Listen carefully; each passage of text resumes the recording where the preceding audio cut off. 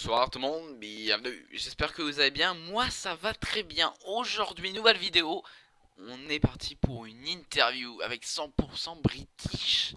Allez, n'hésitez pas à vous abonner, à lâcher un like, partager la vidéo pour aider pour mon référencement. Allez, c'est parti. Bonjour à toi Mathieu. Donc tu es CM de 100% British, un compte Twitter qui parle de foot anglais. Euh, donc tu parles de l'actualité du foot anglais et t'es un vrai passionné de foot. Alors comment t'as eu cette idée de créer ce compte et à partir de quelle année? Déjà, merci Paul pour cette interview. C'est très sympa de me laisser un peu de temps pour pouvoir m'exprimer et de partager un peu autour du foot anglais et de ce compte qui est 100% British. Donc, du coup, 100% British, ça naît en décembre 2017 et ça naît pour la simple et bonne raison que à ce moment-là, l'objectivité est de mise dans les nombreux comptes de la première ligue. C'est-à-dire qu'il n'y en a qu'un qui prédomine tout ça, c'est PL France, et qui prédomine encore très bien aujourd'hui, c'est lui, mais qui traite l'actualité de façon très neutre et très objective. Et moi, j'avais envie de crier au scandale pour la VAR quand il y avait, j'avais envie de dire que Olivier Giroud est exceptionnel et qu'on ne le mettait pas à sa juste valeur. J'avais envie de dire que Benteke est un monstre et que quand il va rentrer, il va scorer. Voilà, j'avais envie de dire tout ça et pour moi, ça passait par un compte subjectif, drôle, qui traitait l'actualité de manière décalée. Et donc j'ai fait 100% British. Bah déjà on voit que c'est quand même décalé car quand on voit dans ta biographie qu'il y a une petite chèvre, on se dit que Ah ouais, ça la chèvre, va. elle est pour Benteke et du coup, elle est aussi pour Kalou Moutson-Odoi parce que j'ai créé ce compte seul et j'ai été accompagné tout de suite par Théo Putavi, donc, qui est CM et membre de Chelsea France, Ok, que j'embrasse. le gros compte d'ailleurs, Et il me donc semble. lui était à ce moment-là le grand craquito, du Calum Hudson-Odoi. Et du coup, voilà, il était aussi dans la bio. Et du coup, on a coupé ça en deux. Ça fait Hudson, Benteke, Odoi et la petite chef parce que c'est le GOAT. Ah, magnifique. Et du coup, dans cette interview, on va parler de différents sujets, hein. Comme ton compte se consacre vraiment à toute la première ligue, t'es pas consacré à qu'un club comme j'ai pu interviewer Gabin de Southampton France. Aujourd'hui, du coup, on va parler de différents sujets. Depuis ce début de saison, il y a eu de nombreuses blessures pour les joueurs. On parle d'un enchaînement de matchs. Euh, Comment, toi, quel est ton point de vue là-dessus? Bon, on sait bien que tu vas pas nous raconter quelque chose qu'on n'a jamais entendu, mais au moins ton avis. Bah, écoute, c'est une bonne question. C'est effectivement, il y a un calendrier qui est hyper décrié depuis le début de l'année, depuis maintenant plusieurs années, j'ai envie de dire, parce que Jurgen Klopp, Pep Guardiola se plaignent de ça depuis un moment. Et effectivement, avec les trêves internationales, avec cette Ligue des Nations qui ne cesse de jouer sur les organismes des joueurs, ça les tue, ça les brise. C'est, enfin, c'est vraiment, pour moi, c'est anti-foot, quoi, parce que là, on en vient vraiment au business, on en vient vraiment à foutre 22 acteurs sur un terrain et pas à savoir s'ils sont en forme ou pas en forme, quoi. Du coup, effectivement, pour moi, c'est un peu énervant parce que c'est relou de voir Liverpool avec 5 cadres en moins, avec 6 7 cadres en moins. C'est relou de voir des joueurs totalement blessés. Voilà, comme par exemple Crystal Palace qui dispute depuis quelques semaines sa rencontre sans Wilfried Zaha. Forcément, ça joue sur les résultats, ça joue sur le calendrier. Ouais, du coup, c'est un peu énervant, j'ai envie de te dire. Mais après, est-ce qu'il ne faut pas aussi se dire que la Première Ligue, ça a toujours été un enchaînement de matchs, notamment avec cette période du Boxing Day, qui fait l'histoire de la Première Ligue depuis tellement d'années. On raconte qu'à chaque fois, le premier, après la période du Boxing Day, remporte le titre. Bon, ça a déjà été montré plusieurs fois que bah, c'est pas le cas, mais un peu ton avis sur la période du Boxing Day, est-ce que c'est bien ou est-ce que bah, il faudrait faire un petit peu comme avec la Ligue 1, arrêter à partir de début décembre et reprendre en janvier?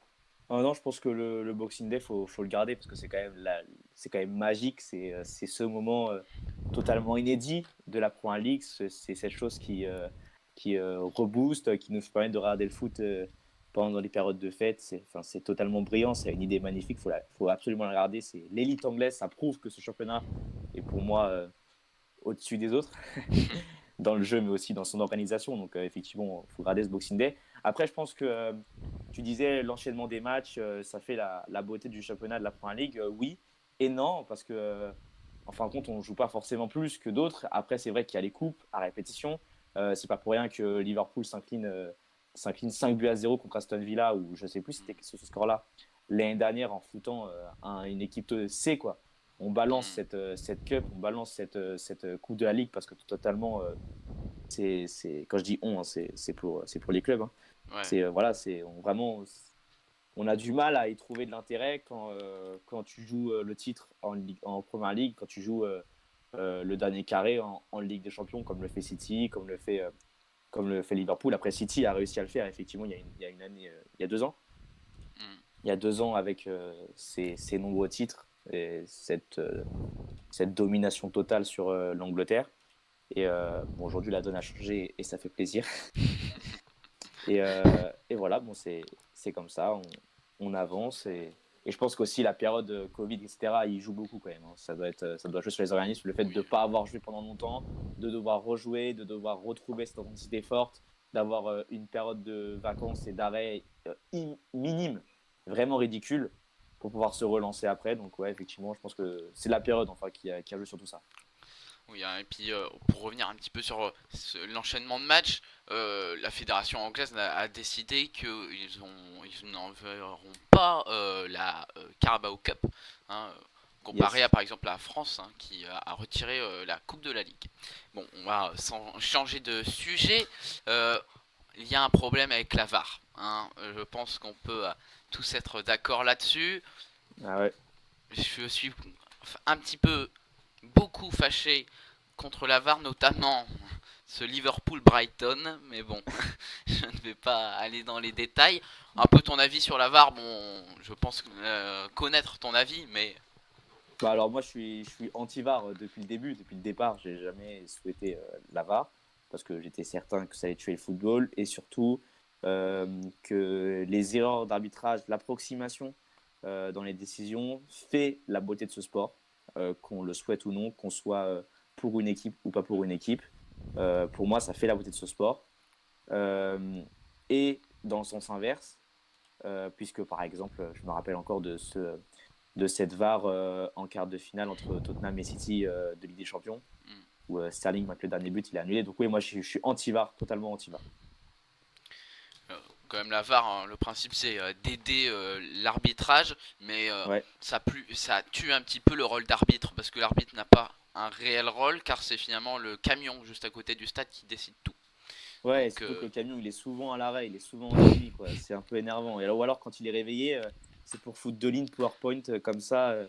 Enfin, ça prend 17 minutes, c'est incandescent. On est là, on attend, on écoute, et puis bah ouais, c'est hyper relou et puis ça tue le football. Le joueur qui a du mal à célébrer son but parce qu'il attend. Et puis bah, tu rappelais le Liverpool-Brighton et ce penalty accordé dans les derniers instants pour les Seagulls. Et bon, on va pas se mentir, hein, cette totale simulation de Welbeck à la fin, ah, total. même lui qui disait écoutez, il n'y a même pas penalty quoi. Et pourtant, bah, effectivement, il faut jouer le jeu. Quand tu es pour les Seagulls et que tu vois Ah que bah, l'arbitre en doute, bah, joue jusqu'au bout. Mais bah ouais.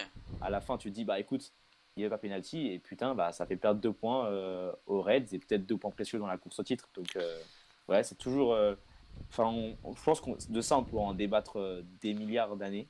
Et Ouais. pour moi, c'est un débat sans fin, mais il ne le serait plus si jamais il n'y avait pas de VAR, pour la simple et bonne raison que pas de VAR, pas de débat, c'est l'arbitre qui choisit et tu prends sa décision et point barre. Et après, le problème de la VAR, moi je trouve le réel problème, c'est surtout sur les hors-jeux, car par exemple, c'est ça là, oui, bah, c'est juste parce qu'il fait une pointure de trop et du coup, bah, son crampon il dépasse, donc malheureusement, bon bah hors-jeu. Donc je pense que le réel gros problème, c'est surtout sur les hors-jeux où bon bah ça se fait à quelques millimètres, à un pixel à dire. Bon, Yes. soyons sérieux. Mais bon, c'est Ouais, et puis donc, il y a un manque d'incohérence. Non, il y a un manque de cohérence, justement, dans les différentes décisions, parce que il y a des fois, on est certain que le bras ne compte pas, et puis on compte le coude, on part du genou, on part ah pas oui, du genou, on part la pointe du pied. Et il y a une incohérence, tout ça, dedans. Il y a une incohérence totale dans les décisions. On a l'impression qu'il y a un manque de communication dans la fédération arbitrale de l'élite anglaise et ça rend totalement les matchs totalement fous puisque le match à 13h30 peut te donner une situation où le but est accordé parce que le défenseur a une pointure de plus et puis le match à 16h te montre que finalement c'est pas la pointure mais c'est le bas qui compte et du coup c'est totalement fou. Tu vois, tu te fais tuer. Bah, pour moi d'ailleurs, ça m'est déjà arrivé de crier à l'arbitrage sur un match à 13h et pas de le faire à 16h. Et du coup, bah, je me fais tacler. Ah ouais, tu parles pas d'eux, t'es pour ci, t'es pour ça. Bah ouais, mais en même temps, il y a un manque d'incohérence. Moi, je donne mon avis, je suis comme ça et voilà quoi. Bah, surtout qu'on a des matchs où c'est des véritables sketchs. Je me rappelle de la saison dernière où il y a un Crystal Palace Manchester City où c'était Mhm. vraiment, je sais plus combien de buts avaient été refusés pour hors-jeu, mais c'était Ouais, totalement fou. Au bout d'un moment, faudrait peut-être se calmer sur les décisions. Le problème de la VAR, c'est que est-ce qu'un jour c'est possible d'enlever la VAR? Pour moi, je pense que ça, c'est impossible. Aujourd'hui, l'arbitre n'a plus vraiment de décision à prendre. Bah, ouais, si, la décision est regarder la petite vidéo, mais c'est plus le camion qui dit bon bah tu vas aller voir la vidéo. Bon, ouais. voilà, donc un petit peu compliqué. On va parler de la première ligue en ce moment, mais sans évoquer les réels problèmes. Euh, du coup, on a une bonne forme de, euh, de plusieurs équipes. Enfin, une bonne forme, ils se sont un petit peu calmés, mais on avait 60 tonnes qui avait fait un très bon début de saison. Euh, Yes. voilà, on a Leicester qui est quand même encore pas mal, et plusieurs autres équipes. Euh, Qu'est-ce que tu penses du niveau des équipes un peu plus dites en dessous du niveau des Cadors, Liverpool City, Chelsea, voilà. Bah écoute, c'est déjà ce début de saison est révélateur de cette période Covid et de cette coupure inattendue avec le coronavirus en début d'année. Donc en début d'année, pas de la saison, mais de l'année, parce que c'était février Ouais. et mars, janvier même. Enfin bref, c'est révélateur pour la simple bonne raison que le tableau ne montre pas quelles sont les équipes, les grandes équipes, et finalement les équipes en forme. Et comme tu disais, Southampton a réussi un bon début de saison quand Manchester United a totalement raté le sien. Mm. Et finalement, ça a redistribué toutes les cartes. Et tu te rends compte que le club qui en donne le plus sur le terrain, qui se donne les moyens de réussir, a des chances, a vraiment un rôle à jouer. Par exemple, je pense à Tottenham qui a été brillant en ce début de saison, qui a enchaîné les victoires et de manière très prolifique d'ailleurs. Et ben voilà, il y a comme Everton aussi. Everton aussi Everton très. qui avait montré un très bon de saison. C'est plus compliqué en ce moment, je trouve. Après, encore une fois, il y a eu des décisions. J'ai pas envie de crier au scandale, mais on va dire à leur avantage quand il y a eu le derby de la Mercy par exemple. Mais Exemple, des Pickford. décisions qui leur.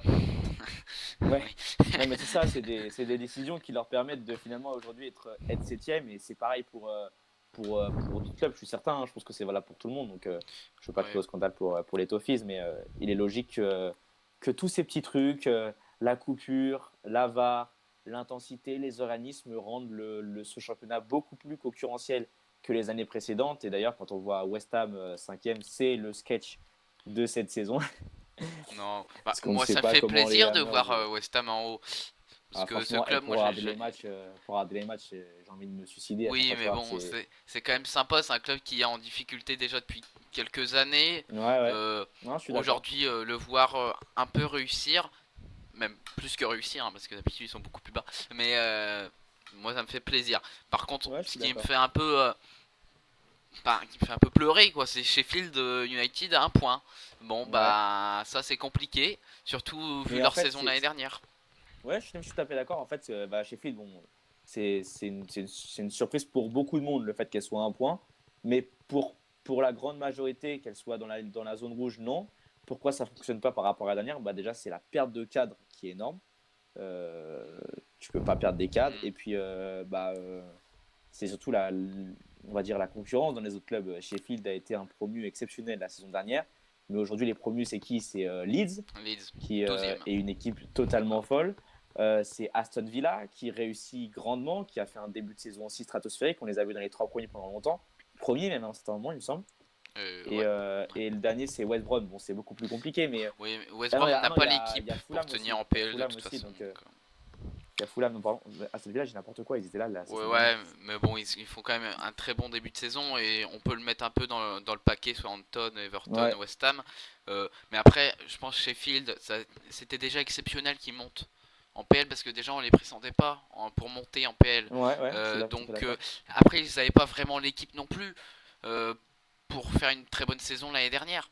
Ouais. Ils l'ont faite. Bon, juste revenir vite fait sur leur effectif. Quand on a McGoldrick en attaque, je suis désolé, mais bon, bah c'est compliqué. Enfin, bon, voilà. Donc, c'est un peu Non, mais compliqué. t'as raison d'évoquer ça. Après, bon, moi, je te dis, c'est la perte de 4 totale et puis l'effectif qui a vraiment bien changé Bien changé, en depuis effet. la saison dernière. Quand tu vois que Brewster est aligné tout le temps devant, c'est une bonne chose, hein. Mais sinon, ça change un peu, quoi. Enfin bref, Mais je pense que ouais, la plus grosse perte pour Sheffield, c'est vraiment la perte du prêt de Dean Anderson. Parce oui, qu'ils aussi, ont racheté Ramsdale, hein, qui est, il me semble, formé à Sheffield United, si ouais, je me trompe pas. Et du coup, ils l'ont acheté, mais du coup, ils ont perdu Dean Anderson, qui était ouais. Et en puis tu sais, ils l'ont prêt. Et acheté une ça, blinde, hein. ben, Ils il l'ont était acheté une tellement blinde, ce fort l'année gardien. dernière, je sais plus c'était quoi ses stats, mais c'était de la folie. Donc, Ouais. bon. Non, mais surtout que Chris Wilder doit faire face à ses problèmes au sein de son équipe. Mais surtout, moi, c'est ça que je pointe du doigt, c'est la concurrence des autres clubs qui aujourd'hui ne laissent aucune chance. Par exemple, je pense aux Seagulls de Brighton, qui jouent un football total régal depuis le début de la saison, Ah, et qui Brighton. pourtant pointent à la 16e ou 17e place, quelque chose comme ça. Et, et ouais, donc tu te dis, mais c'est pas possible, quoi. Les gars, ils jouent un football exceptionnel, ils peuvent gagner des points, ils peuvent être haut de tableau aujourd'hui, ça ne m'aurait même pas étonné. Et finalement, bah, ils sont fin de tableau. Donc du coup, quand tu vois Sheffield qui est là, qui enchaîne les défaites, bah, ça pardonne pas de faire une erreur contre West Brom, ça pardonne pas de perdre face à West Ham avec un bloc bas. Enfin voilà, quoi. Et puis quand tu vois que ça se la donne complètement contre Liverpool, contre les grosses équipes, bah oui, c'est pas démérité, mais à la fin ça perd et aujourd'hui, bah, j'ai envie de dire plus de pitié, quoi. Hmm, Je pense que c'est l'équipe qui marque le moins de buts, hein. Franchement, on est oui, c'est sur un possible. bloc défensif total et on attend, quoi. Sur Transfermarkt, pour Sheffield United, ils mettent en termes de buts 4, 2.16, donc 4 buts Marqué, marqués et 16 ouais, 16, pris. ouais, 16 Ouais, concédés, ouais. Ouais, ouais, non, mais c'est un effectivement, peu, c'est. un peu compliqué. Ouais, tu vois, et pour le 16, je pense pas que c'est la pire des défaites. De toute façon, la pire des défenses, pardon. Parce Pire que je des pense que défenses, je sais pas. Ah, Liverpool Liverpool doit être dedans. doit être bon. Hein. Ah, Ouais. alors, Ouais, je pense Liverpool et puis les équipes qu'on caisse, Manchester United, ça doit pas être loin de ça. Bon, Brighton peut-être, Leeds qui a pris un petit 4-1 Leeds, 4-1 4-1 Leicester, 4-1 non 4-0 contre Crystal Palace. Donc effectivement, il y a des points, il y a des mauvaises défenses là-dessus. Mais ouais, mais je pense que Sheffield est plutôt bien rodé en défense, on va dire, si on peut hmm. leur donner au moins ça. Mais sinon, c'est compliqué devant, quoi. Et tu évoquais la qualité des matchs de Brighton, et je Yes. suis d'accord avec toi, mais je ferai certainement une vidéo un jour là-dessus. C'est vraiment l'apport du management de Graham Potter, hein, qui est vraiment, qui a refait une équipe de Brighton qui était un peu bancale avec Ouais.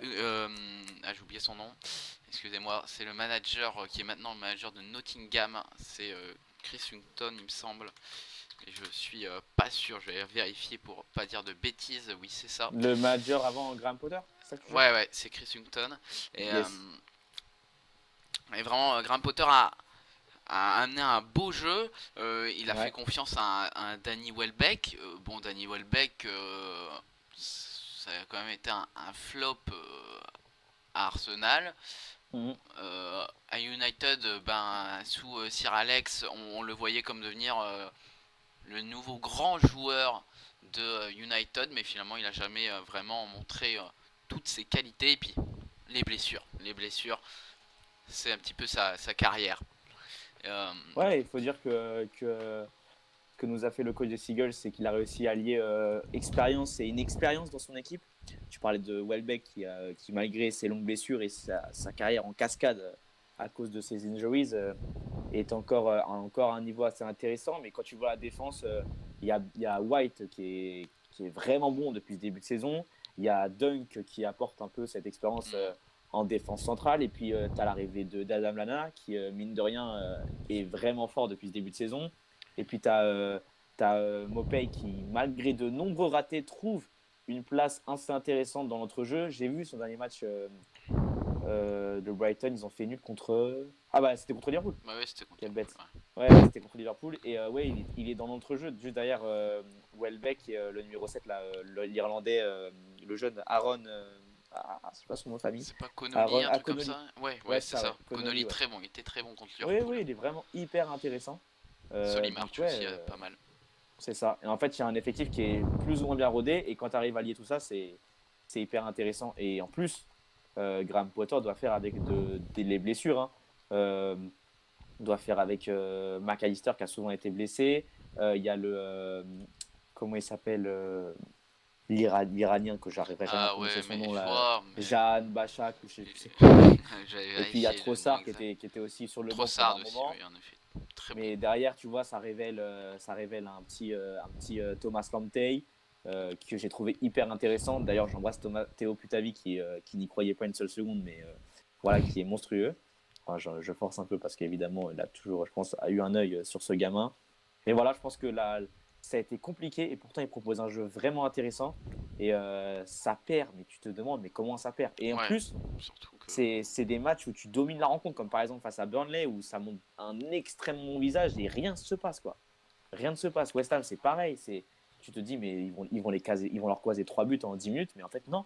Non, ça défend bien. Et puis, voilà, c'est ça aussi, c'est ce manque d'inexpérience qui rend aussi la chose un peu moins compliquée. Et du coup, on va parler un peu de tes prédictions. Euh, Ça marche. ça, c'est un truc que j'aime bien faire dans les deux interviews que j'ai faites pour le moment. La première sur Wigan France, qui était enfin, il m'a envoyé les réponses par écrit et du coup j'ai retranscrit le truc en audio. Euh, donc, quelles sont tes prédictions pour cette saison? Pour toi, qui va gagner le championnat? Et donne-moi aussi le deuxième et le troisième. Alors, moi, je dirais que Liverpool va enchaîner un deuxième succès, un deuxième titre consécutif. Je vois Tottenham rester dans les trois premiers, mais surtout City revenir. City, J'ai vraiment confiance sur la solidité de Pep Guardiola et des Citizens et je les vois bien leur faire un petit comeback sympa. Le 5-0 là, contre Burnley est vraiment révélateur. Et d'ailleurs, la défaite contre les Spurs l'est beaucoup moins parce que ça fait 2-0 au tableau d'affichage, mais à tout moment, ils en prennent 5 ou 6 quoi. Donc, ouais, je pense que City va revenir. Donc, je vois Liverpool, City, Tottenham dans les trois premiers. Ok, et du coup, pour les trois relégués, tu vois qui? Alors, je mets Sheffield United, ça c'est sûr. Ouais, maintenant, je Je pense que. mets, je mets, ouais, je pense que je pense que c'est déjà trop tard, même s'ils ont un point, mais je pense que enfin, 10 matchs, 0 victoire. Ouais, ça, pour moi, c'est pas le niveau et ça reviendra pas, quoi. Ouais. Voilà, j'enlève Sheffield, j'enlève Fulham. C'est aussi trop Ok. compliqué. Même s'ils gagnent face aux Foxes, là, même, je crois que c'était chez eux. Même si c'est encore, ça veut rien dire, un domicile extérieur avec les non-supporters. Et Qui en sont de retour ce troisième, week-end d'ailleurs, les ouais, en, supporters. en- en troisième, tu vois, je pense en début de saison, j'aurais dit West Ham, mais sauf qu'ils sont cinquième. Donc aujourd'hui, c'est plus compliqué de sortir un West Ham, même si je les vois bien retomber. On va dire West Brom. Allez, on va dire West West Brom. Brom, qui sont actuellement 18ème. Voilà, je pense les deux des trois promus, là, Fulham, West Brom, ça sort. Burnley qui est solide, qui va revenir avec l'expérience. Burnley qui doit être 18ème, c'est ça? Ah non, t'as dit West Brom 18ème. Burnley, 19ème. Ok, d'accord. Donc, ouais, je vois Sheffield, West Brom et Fulham.